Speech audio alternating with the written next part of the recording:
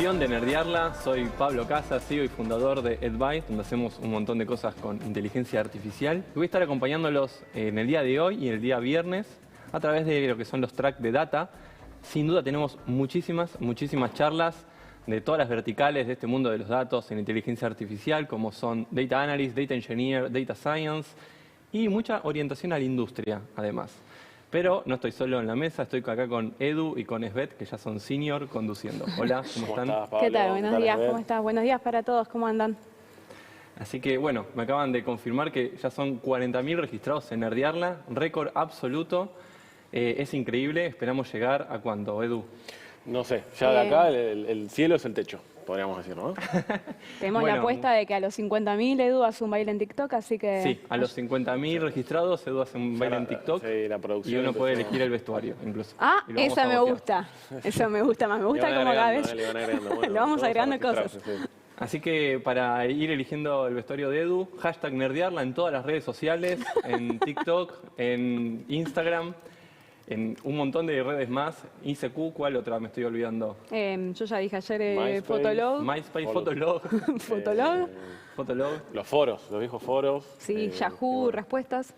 ¿Te acordás de Yahoo? Bueno, Geocities, en todos los sitios, numeral Nerdearla. Estamos en todos lados. Sí. Así que, bueno, vayan también dejando sus preguntas sobre cuándo van a estar subidas todas las charlas. Ya están subidas, Pablo. Anoche ya subimos ¿Todas? todo el material de ayer. Ya está subido a YouTube, ya lo pueden consumir en Swapcard o en el canal de YouTube de Nerdearla. Sí. Y si no, pueden entrar a cuando suben las charlas a youtube.com y van a encontrar un video de mi persona con información al respecto. Bueno, buenísimo. La verdad que súper expeditiva la producción de Nerdearla. Recuerden que hoy es virtual y que desde el día de mañana hasta el sábado va a ser en el Centro Cultural Conex en Buenos Aires, donde van a poder interactuar de primera mano con los speakers, van a poder conocernos a nosotros y descubrir quién de nosotros es una inteligencia artificial hablando atrás de cámara. Hoy día, sin duda, con todos los avances que están habiendo en este campo de AI, ya es posible hacer estas cosas como, bueno, generar un conductor virtual, guiones y un montón de cosas más que eran impensadas hace tan solo un año. Pero voy a tener una preguntita para Esbeth. ¿Cuáles fueron las charlas preferidas? No puedo elegir. Me gustaron casi todas, diga todas, no puedo elegir. Sí, me vieron en la última entrevista de ayer llorando cuando terminó. Seguí llorando en mi casa, me fui a dormir llorando y creo que si vuelvo a ver una foto de eso me vuelvo a poner a llorar porque estuve entrevistando al señor Martin Cooper y para mí es magia, ¿no? Sí, es todo un honor. Realmente. Todo un honor. Bueno, esperamos que termines bien en el día de hoy. Sí, espero no quebrarme ya después de lo de ayer, es como que se me fueron todos los nervios también, toda la ansiedad. Así que, y nada, te pregunto lo mismo para vos, ¿cuál es tu charla favorita o qué estás esperando escuchar? Bueno, la verdad que estoy esperando que estén en YouTube. Basta, chicos. Igual. Había un thread en Twitter de cuándo íbamos a subir las charlas en YouTube. Sí. Eso era de la época anterior. Es como hablar desde otra era. Ahora es casi real time. Wow. Eduardo tiene un clon en su casa que en este momento está cortando y editando. Sí, el equipo Hacha. Un saludo al equipo Hacha que seguro están viendo esta grabación. Que están ahí cortando y editando y agregando toda la metadata para que al fin del día estén todas las charlas subidas a YouTube. No, espectacular. Bueno, este año particularmente tengo interés en las que son de experiencia de usuario, porque, bueno, uno puede estar muy abocado en la parte de desarrollo web o de inteligencia artificial, como es mi caso, pero si luego este producto no se usa y no es útil para el usuario final, valga la redundancia, en definitiva, no sirve. Entonces, todas estas cuestiones de experiencia de usuario me parecen extremadamente útiles. Así que también quiero contarles algo de Nerdearla, que fue declarada interés cultural por el Ministerio de Cultura de la Nación. La verdad que un logro increíble. Sí, muchos años estoy ahí trabajando, mandando la información, tratando de trabajar con la gente del Ministerio de Cultura. La verdad que es un gran reconocimiento para también toda la gente que participa del evento, ¿no? Porque es un evento de comunidad que lo hacemos para nosotros. Creo que con Ariel o Jolo, dependiendo si estoy enojado o no, como le digo, con Jolo seguimos manteniendo como esa idea original del evento, que era hacer un evento de calidad en Argentina, gratuito, para la comunidad. Y realmente lograr estos reconocimientos es como, bueno, misión cumplida después de tantos años de trabajar en la producción de este evento. Espectacular, espectacular. Le queremos agradecer a los sponsors que hicieron posible esta 10ª edición de Nerdearla. Le agradecemos a ICBC, OpenQ, BBVA, Neoris, Galicia, Clarín, Accenture, NTT Data, Naranja X, Telecom. Muchas gracias a todos ellos por hacer Nerdearla posible. Así que les quiero preguntar al público si estuvieron revisando las búsquedas laborales y los stands de los sponsors. Ahí estamos en el chat, ¿eh? Yo tengo el chat abierto de la sesión de Hola Nerdearla día 2 y si quieren dejarnos comentarios ahí. Ahí están comentando que la charla de Netflix y la de Portfolio UX ya están en YouTube. O sea, ya la propia comunidad está respondiéndose a sí misma. Bien, me encanta. Me encanta la interacción de esta comunidad. Pueden también dejar, si estuvieron por los stands de los sponsors, las actividades, el stand de Naranja. Sé que hubo ahí ya chat internos tratando de encontrar las respuestas a los desafíos. Yo ayer estuve participando, ¿eh? Sí, está buenísimo. Gente, sería el Black Channel o el Back Channeling de cómo conseguir los premios de los sponsors. Y búsquedas laborales un montón. Probablemente a la tarde estaremos repasando también un poco ahí, compartiendo pantalla y mostrando cómo navegar la plataforma. Pero hay un montón de búsquedas laborales. Este es el momento, creo, para cambiar de trabajo. No sé, Pablo, vos cómo estás en tu situación laboral, pero puedes ir a mirar. Hay muchas búsquedas laborales de data. Podemos decir que estamos en el auge de data, ¿no? Este es el momento. Ya murió JavaScript, ahora es todo data. Bueno, como soy emprendedor y tengo una startup, la verdad que son altibajos, o sea que depende del día, es un random entre estar muy bien y estar muy mal. Es una montaña rusa emocional. Creo que en todos lados, ¿no? En sistemas pasa eso, ¿no? Como tenés días muy buenos y decís, ¿por qué estoy haciendo esto? Pero los avances en este campo de inteligencia artificial son enormes, enormes. He dado charlas en los últimos 3 años en Nerdearla y siempre decía lo mismo. Esto sin duda es el estado del arte y hasta hace una semana, no sé cuándo estén viendo esto, salió ChatGPT que podés sacar una foto y te enseña cómo arreglar una bicicleta en función de lo que ve en la caja de herramientas. No sé cómo se toman estos avances de IA. Edu ya sé, pero quiero que me lo cuente al aire. Yo lo que quiero saber es cuántos idiomas reales hablás, porque vi un video donde está Pablo hablando en diferentes idiomas y parece ser, contanos, Pablo, que fue una inteligencia artificial, en verdad. Sí, hace un mes aproximadamente abrí LinkedIn y vi que una empresa de Estados Unidos me había sacado una charla TED que di, que era de inteligencia artificial, que se las recomiendo. Y vi que me habían doblado sin pedirme permiso la voz a 8 idiomas posibles y lo interesante era que me mantenía el timbre de voz. O sea, hablaba con la cadencia que tengo y... Estamos seguros que este sos vos, ¿no? El que está acá, A veces ni yo mismo lo sé. Así que bueno, la verdad, súper interesante. De hecho, YouTube ya sacó también, anunció por lo menos que va a sacar esta opción de doblaje, con lo cual se viene a Nerdearla Internacional el año que viene. Edu hablando alemán, francés. Siempre tenemos un desafío con el portugués, ¿no? La verdad que con Ariel, con Jolo, fuimos a una conferencia en Brasil y nos sorprendía, bueno, cómo la masividad de la tecnología. Porque era un evento que fuimos con Mado, que lo van a poder ver mañana en el Conex, nos invitó a una conferencia, de kernel developers. Y había 200 personas. Y nuestra duda es siempre, ¿juntamos 200 kernel developers en Argentina? Me parece que ahí estamos un poco más complicados. Así que por ahí podemos tener Nerdearla a Brasil. Y con traducción automática por AI. Este año estamos explorando algunas cositas de AI para traducción que vamos a ver si funcionan mañana en el Conex, así que ahí estamos cruzando los dedos. Mira. Bueno, buenísimo. Les cuento que está Nerdearla 101 Chile, el 23 y 24 de noviembre. Nerdearla 101 será en Chile, como acabo de mencionar, en el centro GAM. Y estará disponible online para el mundo. Así que vamos a presentar la siguiente charla, la primera charla. La primera charla del día. Es una entrevista igual, ¿eh? Los tenemos por Zoom. Ah, perfecto. Perfecto. Esta entrevista es de Dava Newman y Guido de Caso. Dava Newman es directora del MIT Media Lab y profesora en el MIT y también en Harvard. Es subadministradora de la NASA, nada más y nada menos, experta en ingeniería biomédica y aeroespacial. Además, ha diseñado trajes espaciales y ha aplicado inteligencia artificial a temas de climas y políticas tecnológicas, súper variado. Es investigadora principal en misiones espaciales y conocida por el traje espacial BioSuit. Cofundadora de EarthDNA para soluciones globales basadas en datos satelitales.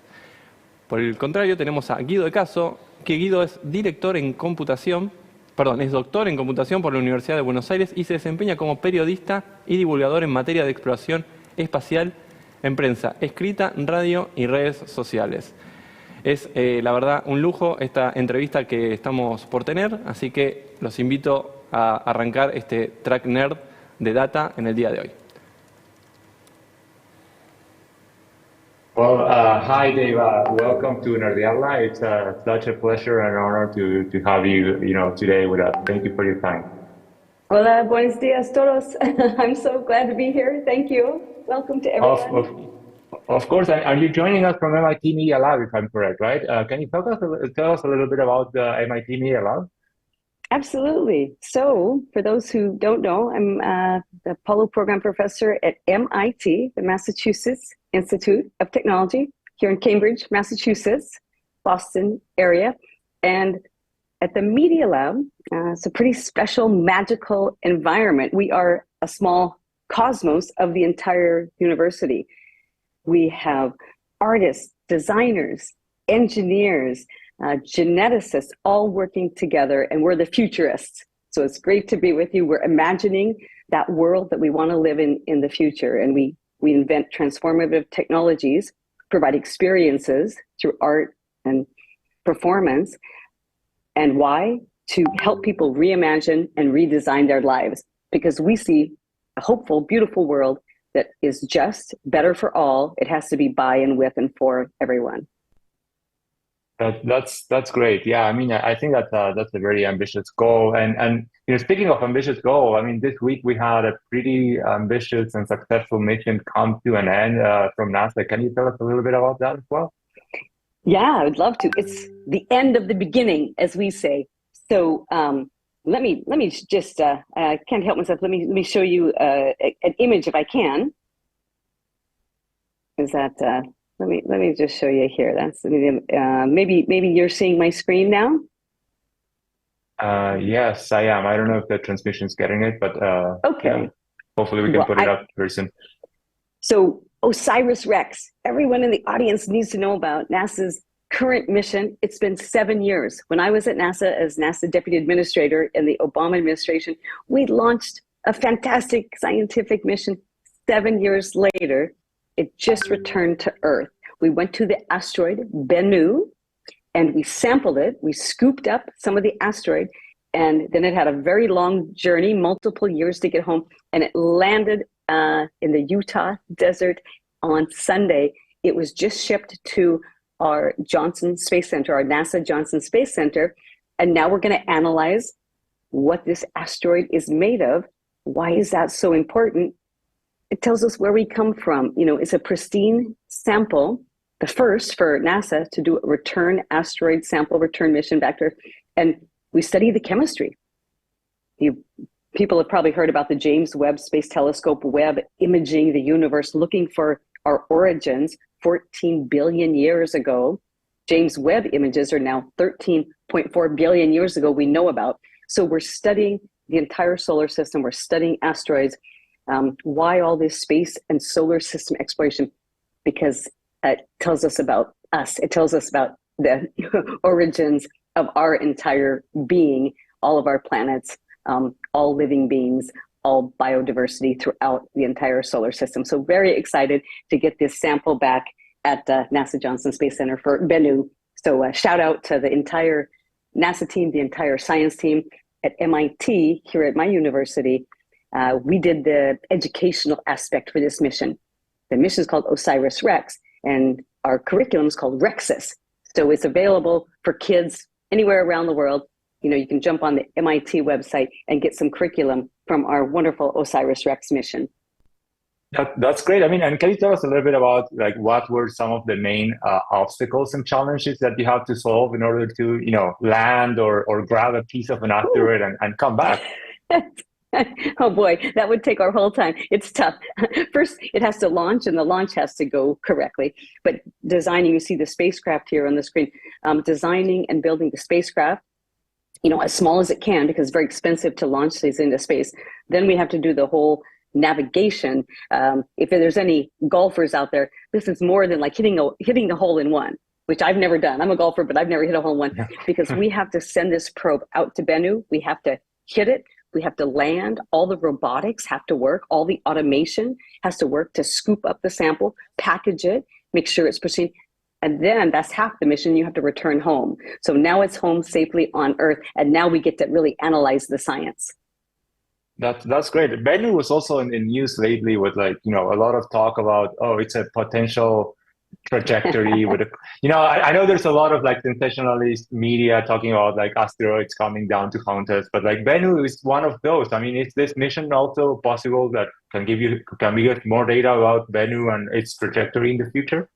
Yeah, we know a lot about trajectories, and yeah, there was a great mission called DART, and we kind of purposely went to an asteroid and kind of pushed it a little bit to keep Earth safe. So I'm not worried that we're going to be taken out like the dinosaurs. I'm pretty confident in our technology that we'll be able to protect humanity here on Earth by monitoring. We need a survey of all the asteroids, and that's something that again is global. It's World Space Agency is kind of taking a survey. And now it looks like we have the technology also to kind of change their course, their orbital mechanics a little bit. So no one should lose sleep over that. We're certainly more prepared than the dinosaurs, for sure. And yeah, the fact that we can actually shift the trajectory of an asteroid makes me sleep better at night. So that's great. Perfect. Can you tell us a little bit about the suit that's behind you? I mean, that's a pretty cool background that you have right there. Yeah, thanks. So this is the BioSuit, as was talked about in the introduction, and this is so special because I design it, do the technology, but this is also with my partner, Guillermo Trotti, an Argentine, who you get to speak with tomorrow, I know. And so it's a multidisciplinary 2 decades of work. A normal spacesuit is a big, bulky, 160 kilo balloon, very heavy. It's fantastic engineering. It's the world's smallest spacecraft, and the spacecraft, you take a spacecraft and you shrink it around the person. You keep them alive, you provide them oxygen, you give them pressure. But as a designer and an engineer myself, we said, wait a minute, what if we flip the design paradigm? How else could we design a suit? And that's what you see behind me and up on the screen. We design from the human body out. So human-centered design, I say, I take from the body out. What if I did a second skin suit? That's called a BioSuit. So we apply the pressure directly on your skin to keep you alive in the vacuum of space or the vacuum on the moon. We're going to the moon next. And then we use technology. We use a lot of mathematics to invent some new materials. So now you have a suit that's applying pressure, but guess what? You're like an Olympic athlete. You can move. It's a very lightweight suit. So it's all about empowering mobility, letting the astronauts not waste their energy fighting the suit, but exploring. On the right side of my screen is Mars. We will go to Mars to search for the evidence of past life. And I think we'll probably find it in the next decade. It might be 3.5 billion year old life that actually existed on Mars. Yeah, but it's better than not finding anything, right? It gives us hope that we can keep looking and we'll eventually find, current life. Yeah, absolutely. Well, we have 6,000 exoplanets, those, exoplanets to look at. So you can't send people there. They're very, very far away, 10, 100 light years. But Mars is our sister planet and very possibly harbored life. And so it's really important. It's not option B.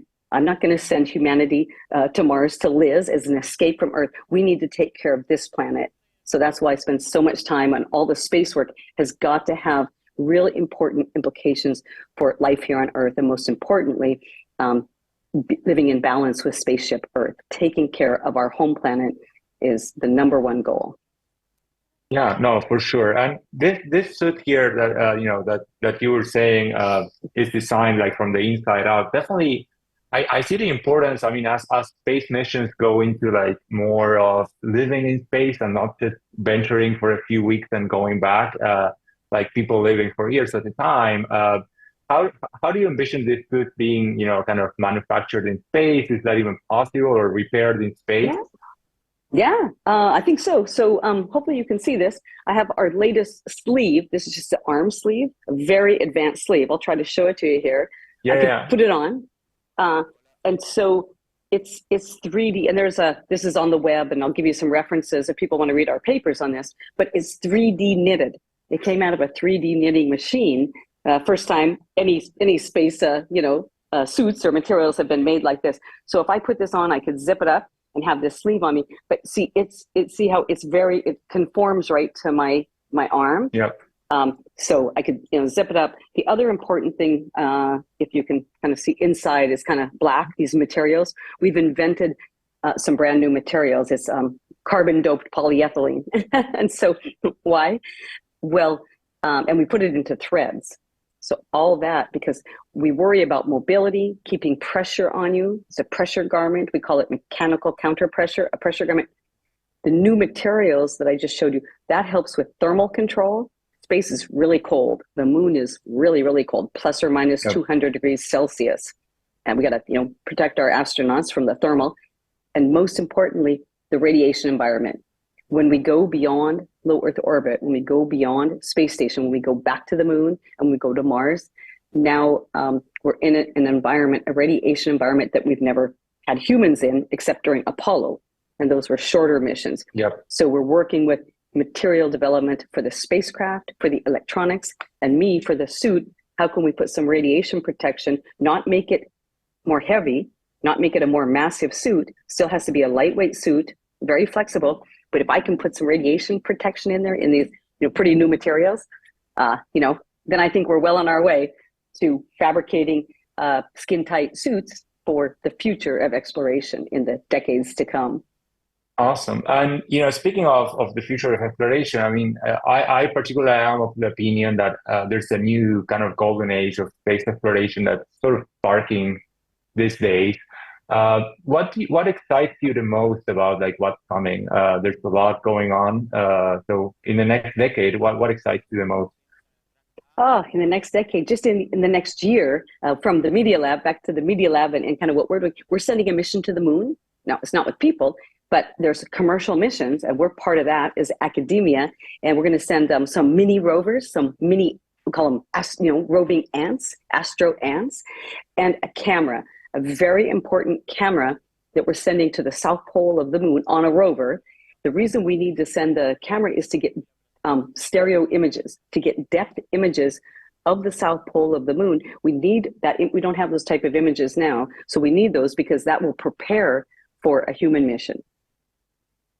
Amazing. So, but that's in the next 6 months. The next decade, moon and Mars. We'll get people to the moon and Mars and maybe find the evidence of life, past life. I hope so. Yeah, there's so much going on these days, private sector, public sector. So, Dava, thanks so much. We run out of time. I mean, we could spend hours and hours talking. There's so much topics to cover, but yeah, we really appreciate your time once again, and thank you for being a part of Nerdearla.